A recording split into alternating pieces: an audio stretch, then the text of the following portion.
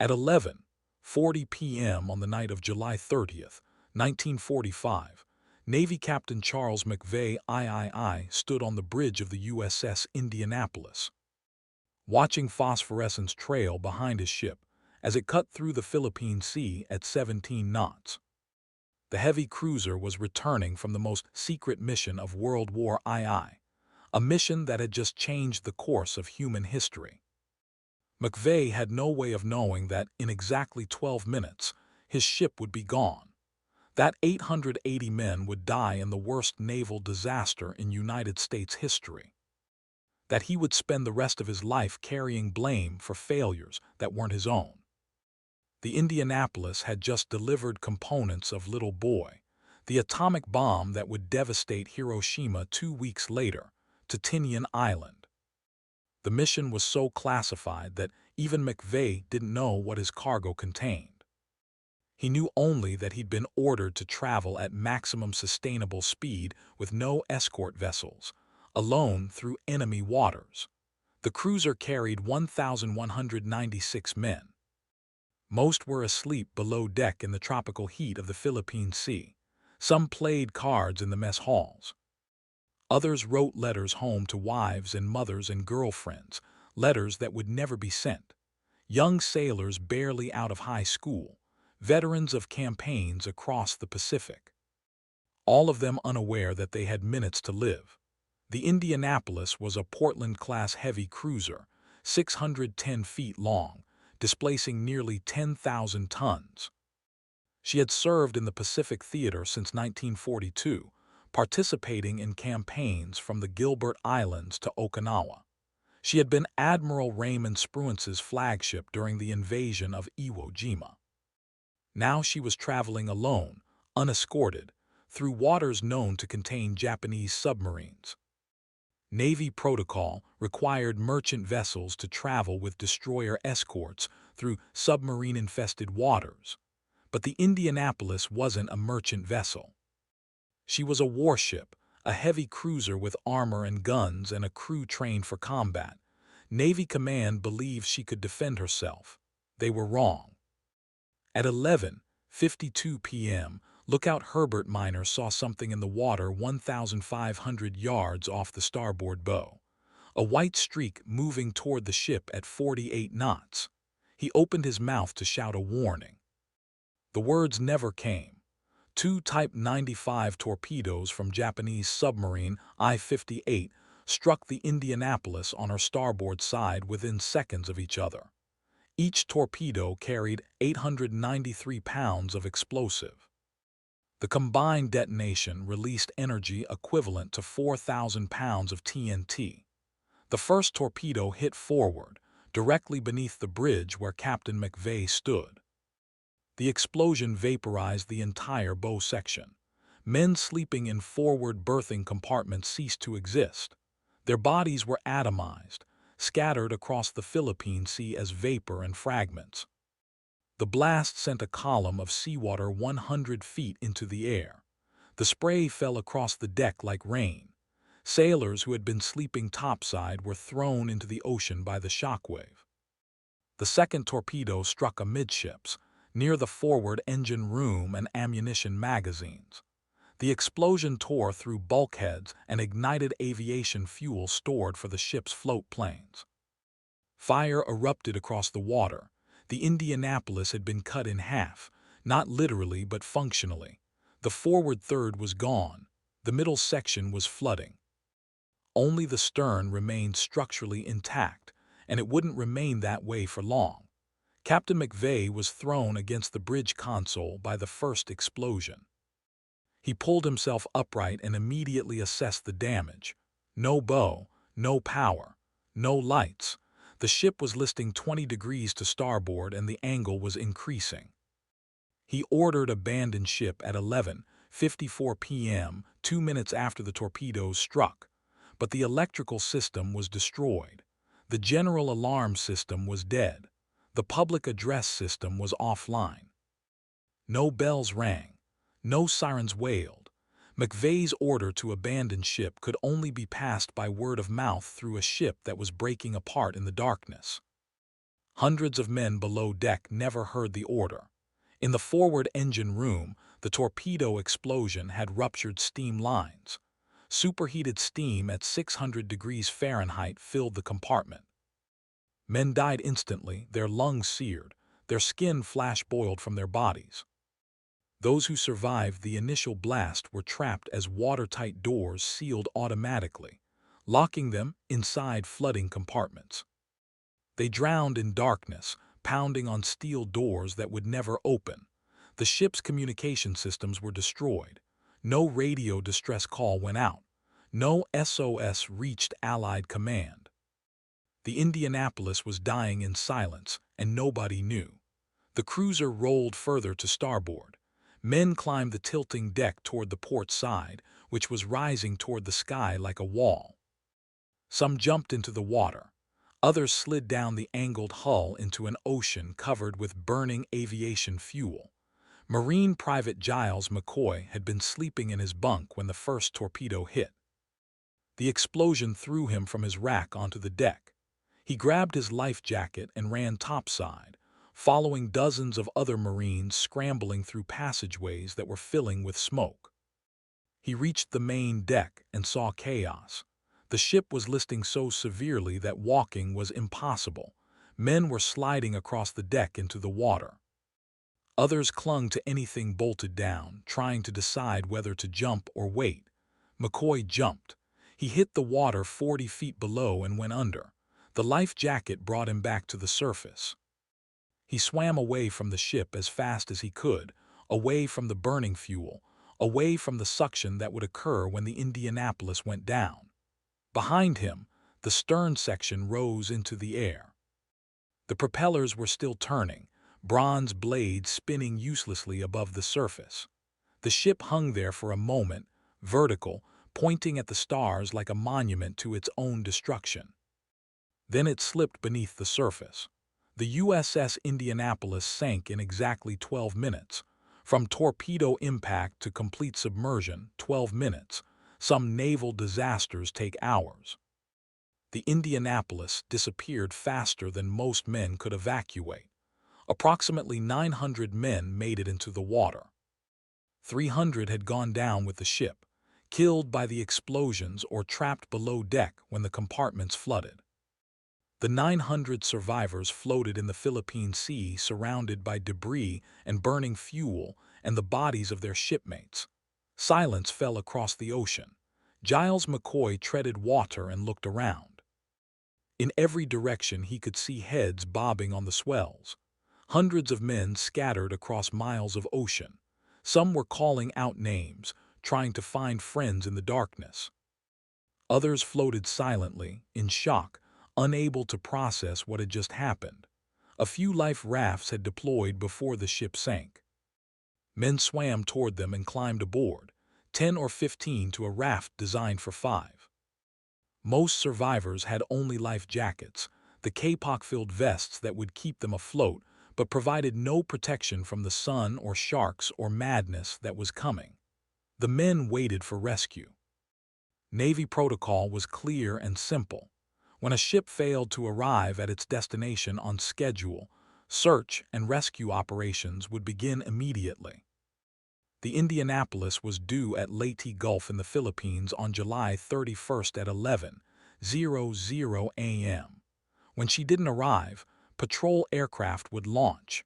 Surface vessels would begin searching. The survivors just needed to stay alive until then. The wait wouldn't be long, a few hours at most.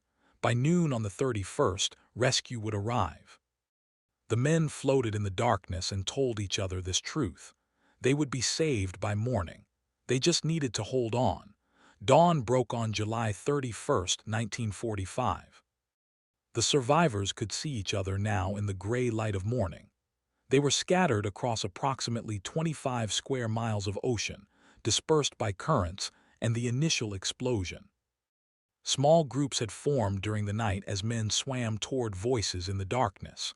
The largest group contained about 400 men. Others numbered 50, 30, a dozen. Some sailors floated alone, separated from everyone, calling out to groups they could see in the distance but couldn't reach. Commander Lewis Haynes, the ship's senior medical officer, had survived the sinking. He swam among the survivors in his group, checking injuries, offering what little medical assistance he could provide with no supplies, no equipment, nothing but his hands and his voice. Many men were burned from swimming through the flaming fuel oil. Their skin was raw, already blistering in the salt water. Others had been injured by the explosions, suffering from shrapnel wounds, broken bones, concussions. One sailor's leg had been nearly severed by flying debris. Haynes could do nothing but try to keep him conscious. The tropical sun climbed higher in the sky. By 9:00 a.m., the temperature had reached 85 degrees. By noon it would exceed 95 degrees. The men had no shade, no protection, no fresh water. Those who had swallowed fuel oil during the swim away from the ship began vomiting. The thick petroleum coated their throats and stomachs. Some men vomited for hours, retching up black liquid until there was nothing left but bile and blood. The wounded suffered worst of all. Their injuries attracted attention they didn't want. By mid-morning on the first day, the sharks arrived. The Philippine Sea contained one of the largest populations of oceanic white-tip sharks in the Pacific Ocean. The species was known to maritime disaster survivors as sea dogs. They grew to 13 feet in length, weighed up to 370 pounds, and were considered one of the most dangerous sharks to humans. Unlike great whites, which typically attacked once and retreated, oceanic whitetips fed persistently. They circled, testing, bumping their prey with their snouts. When they attacked, they didn't stop until the food was gone. The blood in the water drew them from miles away. The vibrations of 900 men treading water created a dinner bell that echoed through the ocean. The sharks came in packs, dozens of them, cruising through the groups of survivors like wolves through a flock of sheep. The first attack occurred around 11:00 a.m. A sailor in one of the outlying groups screamed. The water around him erupted into thrashing foam. Red spread across the surface. Other men nearby scrambled away, kicking frantically, but there was nowhere to go. They were in the middle of the ocean. They couldn't escape. The sailor disappeared beneath the surface. The water settled. The red dispersed into the blue. The sharks moved on to the next group. Giles McCoy watched the pattern repeat throughout the day, a scream in the distance, thrashing, silence. The attacks were scattered, random, impossible to predict. A shark would appear from below, rising like a torpedo, jaws opening to reveal rows of serrated teeth. The men learned quickly that struggling attracted more attacks. Movement in the water drew the sharks' attention. Those who panicked, who kicked and splashed trying to escape, died first. Those who remained still, who floated motionless despite the terror clawing at their minds, sometimes survived. But remaining still while a 12-foot shark circled beneath you required a level of self-control that many men simply didn't possess. By afternoon, the survivors had been in the water for 14 hours. Still no rescue had come. Navy Lieutenant Richard Redmayne couldn't understand it. The Indianapolis was a heavy cruiser, a capital ship that had served as Admiral Spruance's flagship. When she failed to arrive at Leyte Gulf on schedule, the entire Pacific Fleet should have mobilized. Patrol aircraft should be sweeping the area. Surface vessels should be searching in grid patterns. Where were they? The answer was bureaucratic failure on a scale that defied comprehension. The Indianapolis had been traveling under radio silence orders. She was not permitted to transmit her position or report her status. When she failed to arrive at Leyte Gulf at 11:00 a.m. on July 31st, the port director assumed she had been delayed. Perhaps weather had slowed her progress. Perhaps she'd been rerouted. No one reported her missing. The Navy had a system in place called non-combatant routing.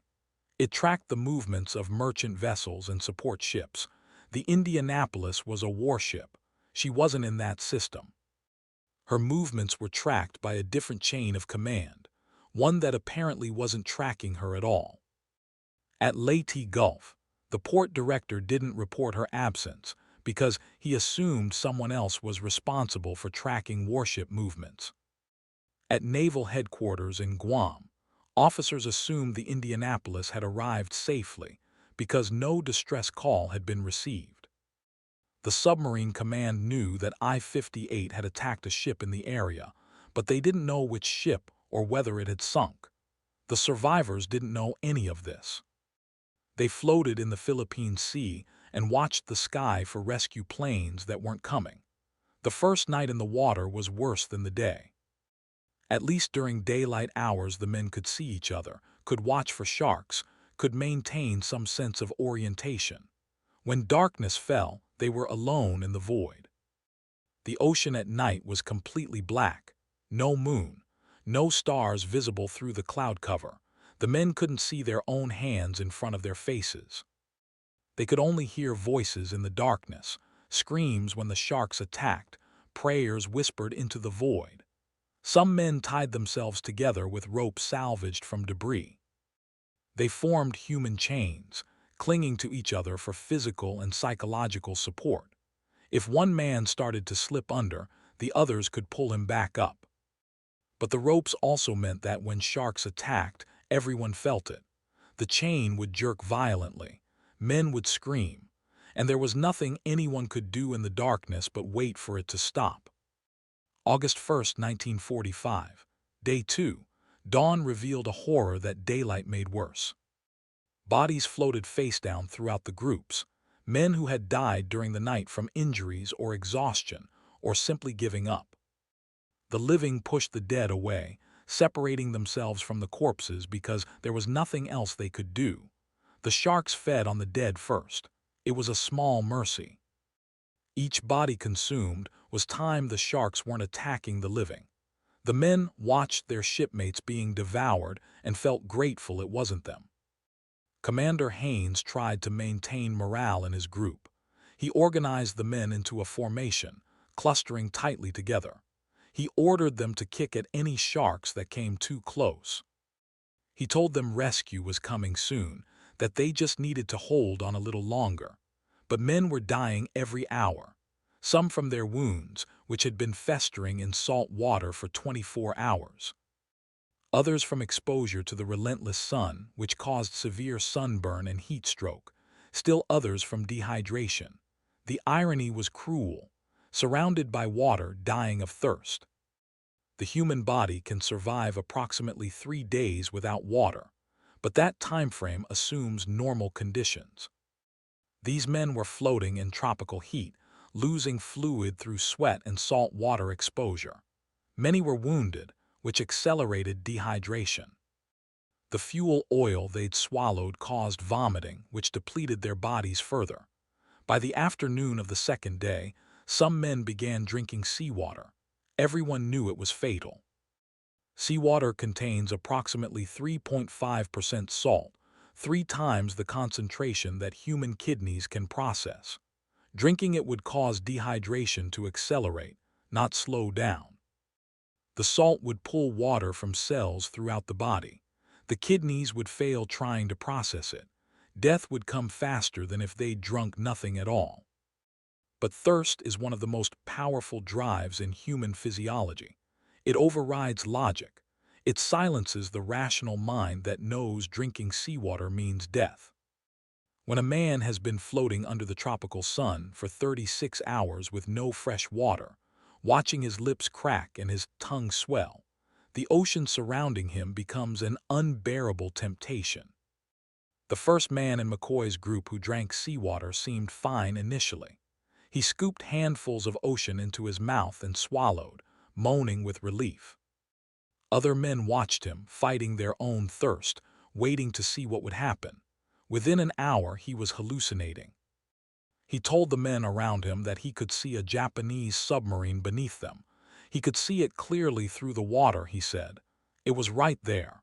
Couldn't they see it? He was going to swim down and get fresh water from the submarine. They had water down there. He would bring some back. He removed his life jacket and dove underwater. He never came back up. The pattern repeated throughout the groups. Men drank seawater. Their bodies reacted to the salt poisoning by shutting down. Their brains, deprived of proper hydration, began to malfunction. They hallucinated rescue ships on the horizon, islands just over the next swell, fresh water at the bottom of the ocean. They swam toward nothing and drowned. By the end of the second day, approximately 100 men had died, some from wounds, some from exposure, some from sharks, some from madness induced by dehydration and salt water poisoning. 700 men remained alive. Still no rescue had come. That night, Navy Ensign Harlan Twibble watched men in his group lose their minds one by one. They claimed they could see the Indianapolis beneath them, perfectly intact, floating just below the surface. They said they were going to swim down and get a drink from the ship's water fountains. Fresh, cold water was waiting for them just 20 feet down. Twibble tried to stop them. He grabbed their arms, shouted at them, begged them to stay in the group. But you cannot reason with a hallucinating mind. They pulled away from him and swam downward into the darkness, convinced they were swimming toward salvation. They drowned believing they were about to be saved. Other men hallucinated that their shipmates were Japanese soldiers, or that the man floating next to them was hoarding fresh water. Fights broke out. Men attacked each other, grappling in the water, pulling each other under. The life rafts became focal points of violence. Some men tried to climb aboard rafts that were already overloaded. The men on the rafts pushed them away, knowing that one more person would sink the raft and kill everyone. Survivors fought each other for space on floating debris, for the right to hold onto a plank of wood, for anything that might improve their odds by even a fraction. The group cohesion that had sustained them through the first day began to break apart. The living separated from the dying because there was nothing else they could do. Men who were clearly not going to survive were left to float alone. It was brutal calculus, but it was survival. August 2nd, 1945, Day 3. Of the 900 men who had entered the water when the Indianapolis sank, fewer than 600 remained alive. 3 days of exposure, dehydration, and shark attacks had killed a third of the survivors. Those who remained were in catastrophic condition. Their lips were cracked and bleeding. Their tongues had swollen so large they could barely close their mouths. The salt water had abraded their skin, creating raw patches that burned with every movement. The fuel oil that covered many survivors had caused chemical burns across their bodies. The burns had become infected in the filthy ocean water. Without antibiotics or proper medical care, infections spread rapidly. Men developed fevers. Their wounds turned red, then purple, then black. The sun continued to beat down. The temperature climbed above 100 degrees. Men drifted in and out of consciousness.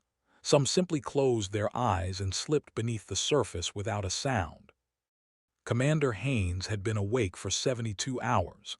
As the senior medical officer, he felt responsible for keeping his group alive. He swam from man to man, checking on them, encouraging them, trying to prevent them from drinking seawater or removing their life jackets. But he was failing. Men were dying around him every hour, and there was nothing he could do to stop it. On the morning of the third day, a sailor in Haynes' group pointed at the sky and shouted, "A plane." He could see a plane. The other men looked up. The sky was empty. The sailor kept pointing, kept insisting the plane was right there, circling overhead. Haynes tried to calm him, tried to explain there was no plane, but the sailor wouldn't listen. He began waving his arms at the imaginary aircraft, shouting for help. Then he removed his life jacket because it was weighing him down and preventing him from swimming to the plane that was going to rescue him. Before anyone could stop him, he swam away from the group. Haynes watched him disappear into the swells. Another man gone, another death he couldn't prevent. How many more could they lose before the entire group collapsed? Lieutenant Wilbur Gwynn was flying a routine anti-submarine patrol in a PV-1 Ventura bomber on the afternoon of August 2nd. His mission was to search for Japanese submarines operating in the Philippine Sea. He wasn't looking for survivors. At 10:25 a.m., Gwynn's radio antenna malfunctioned. He descended to low altitude to try to fix it, flying at 3,000 feet instead of his normal patrol altitude of 5,000 feet. At 11:20 a.m., he noticed something on the water. An oil slick, long and dark, stretching for miles. It could indicate a submarine that had recently submerged. Gwynn descended to 900 feet for a closer look. Instead of a submarine, he saw heads. Dozens of them, then hundreds, men in the water floating in groups, some waving frantically, others motionless. Gwynn couldn't believe what he was seeing. He circled lower, trying to count. 30 in this group, 50 in that one, small clusters everywhere, bodies floating face down, life rafts with men piled on them. What the hell had happened? He sent an immediate distress signal, 11:03 a.m. Sighted 30 survivors, 11:30 north, 130, 3:30 east. Then he continued flying, following the oil slick, counting more groups. His estimate climbed rapidly.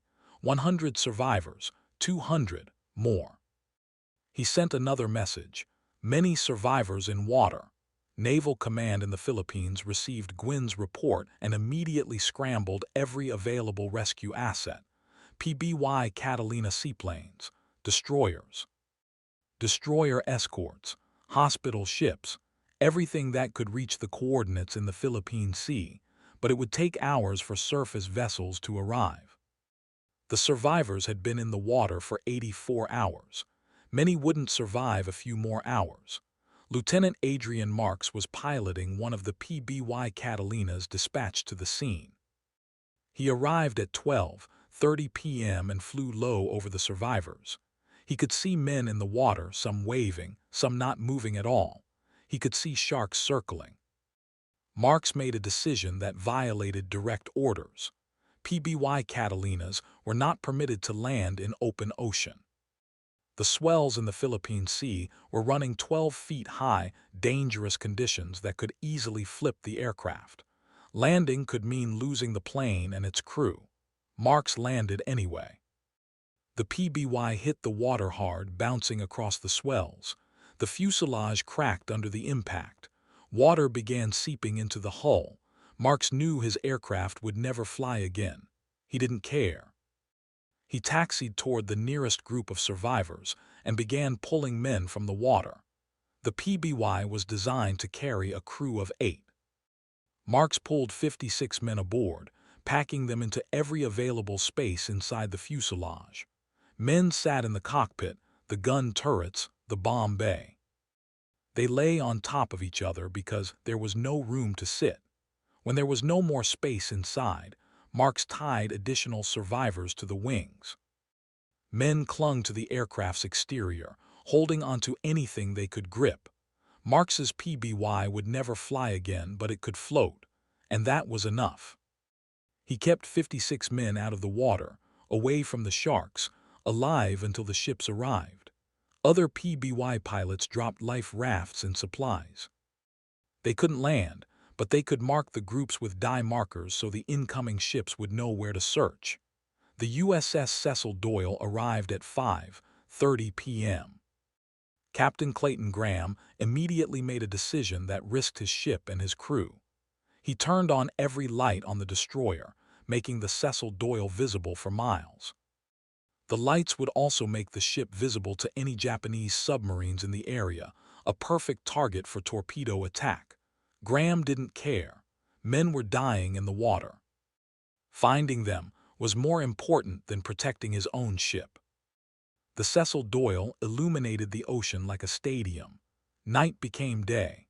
Smaller rescue boats launched from the destroyer, spreading out to collect survivors. The USS Doyle, USS Bassett, USS Dufilho, and USS Alvin C. McCoy arrived shortly after. All of them joined the rescue effort, sending boats into the water, pulling men aboard. The rescue operation continued through the night. Sailors in small boats rowed through the darkness, following the voices of survivors calling for help.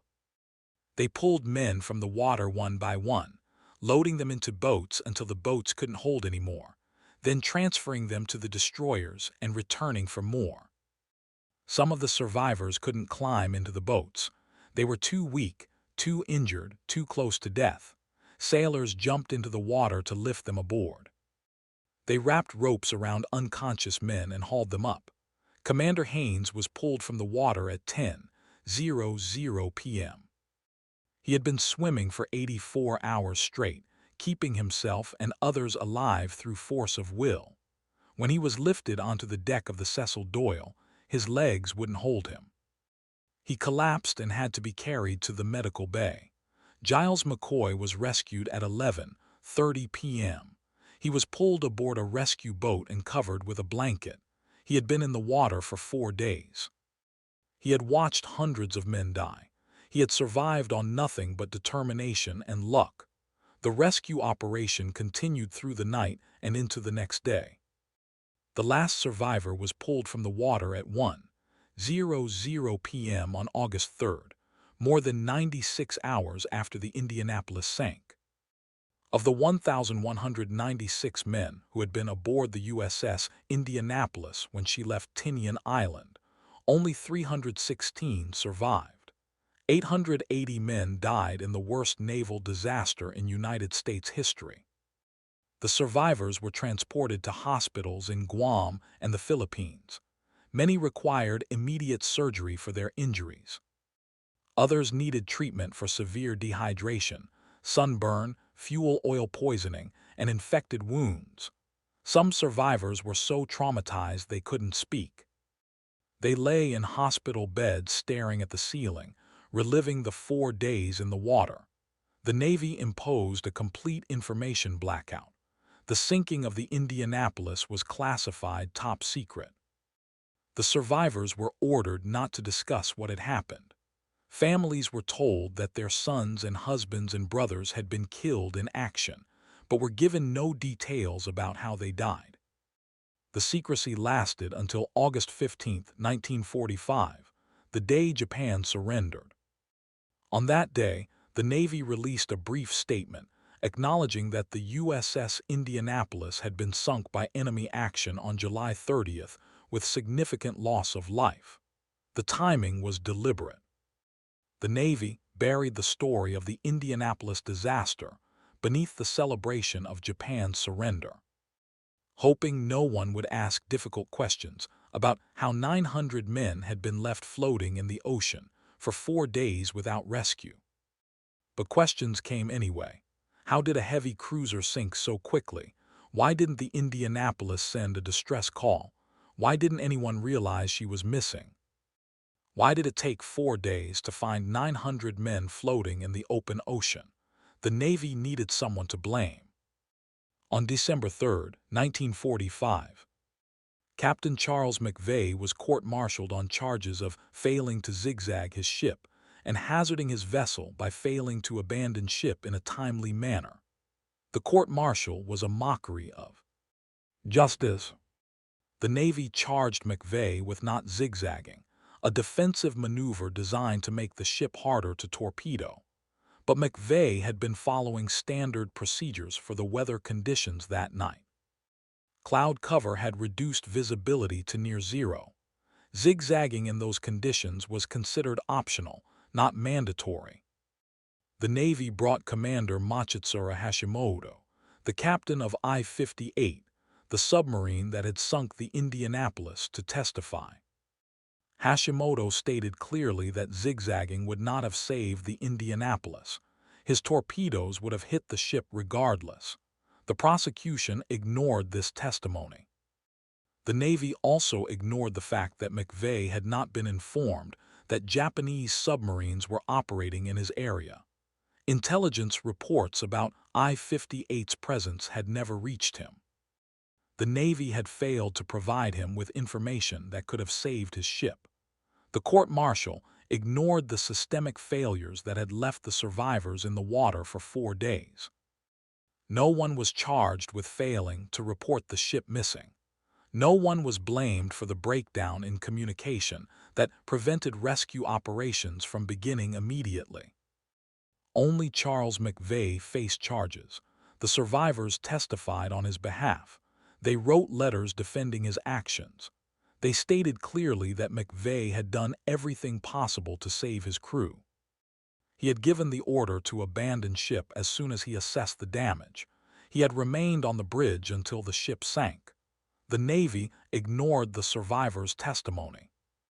On December 19, 1945, the court-martial found Charles McVay guilty of hazarding his vessel by failing to zigzag.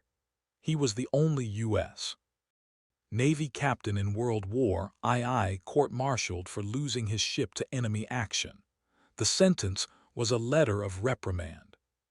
Fleet Admiral Chester Nimitz, commander of the Pacific Fleet, later remitted even that minor punishment. But the damage was done. Charles McVay's career was destroyed. His reputation was ruined. The Navy had officially blamed him for the deaths of 880 men. McVay returned to civilian life, carrying a burden no man should bear. He received hate mail from families of the dead, letters that blamed him for their sons' deaths. Some letters told him he should have died with his ship. Others suggested he should kill himself to atone for his failures. The survivors never blamed him. They knew the truth. They had been there. They had watched the Indianapolis sink in 12 minutes, too fast for anyone to save. They had floated in the water for 4 days while the Navy failed to search for them. But the Navy's official narrative was powerful. The public believed that Captain McVay had failed in his duty, that he was responsible for the disaster. The survivors fought for decades to clear his name. Giles McCoy became one of the most vocal advocates. He wrote letters to Congress, gave interviews to newspapers, testified before military review boards. He collected statements from other survivors, all of them stating clearly that McVay was not at fault. Nothing changed. The Navy refused to reopen the case. Charles McVay lived with the guilt for 23 years. On November 6, 1968, he put on his Navy uniform, walked into his backyard in Litchfield, Connecticut, and shot himself in the head with his service pistol. He was 70 years old. The survivors continued their fight. If anything, McVay's suicide made them more determined. They lobbied Congress, organized letter-writing campaigns, refused to let the injustice stand. In 1996, a 12-year-old middle school student named Hunter Scott began researching the Indianapolis for a history project. He interviewed dozens of survivors and reviewed the court-martial proceedings. His project concluded that McVay had been scapegoated, that the Navy had blamed him for systemic failures. Scott's project received national attention. Congress took notice. In 2000, 55 years after the sinking, Congress passed a resolution exonerating Captain Charles McVay. President Bill Clinton signed it into law on October 30, 2000. The resolution stated clearly that McVay's court-martial had been unjust, that he had performed his duties in accordance with Navy regulations, and that the loss of the Indianapolis was not his fault. The exoneration came 32 years too late. Charles McVay was already dead, killed by the weight of blame that should never have been placed on his shoulders. By the time of the exoneration, most of the survivors had died as well, but those who remained alive to see it wept with relief. Justice had finally been served, even if it came decades late. Giles McCoy lived until 2001. He spent his final years speaking about the Indianapolis, ensuring the story would not be forgotten. He talked about the men who died in the water, about the sharks, about the waiting, about the impossible hope that kept them alive when they had every reason to give up. The wreckage of the USS Indianapolis was found in 2017 by a civilian research vessel. The ship rests at a depth of 18,000 feet in the Philippine Sea, almost 3.5 miles down. The bow section, which had been blown off by the first torpedo, lies separate from the rest of the wreckage. The ship's bell was not recovered. It remains with the Indianapolis, marking the grave of those who went down with her. The last survivor, Harold Bray, died on September 21, 2016 at the age of 91. With his death, the last living witness to the worst naval disaster in American history was gone. But the story remains. 880 men died in the Philippine Sea in July 1945. They died because torpedoes sank their ship. They died because the Navy failed to search for them. They died in the water, one by one, over 4 days of hell. And their captain died by his own hand 23 years later, carrying blame for failures that weren't his own. If this story moved you, hit that like button. Every like tells YouTube to share this with more people who need to hear it. Subscribe and turn on notifications. We bring you forgotten history every single day. Drop a comment and tell us where you're watching from. United States, United Kingdom, Australia, Japan, Philippines. Our community spans the globe and we're all here for the same reason, to remember. These men spent 4 days in hell waiting to be saved. The least we can do is remember their names. Thank you for watching. Thank you for making sure the crew of the USS Indianapolis is not forgotten.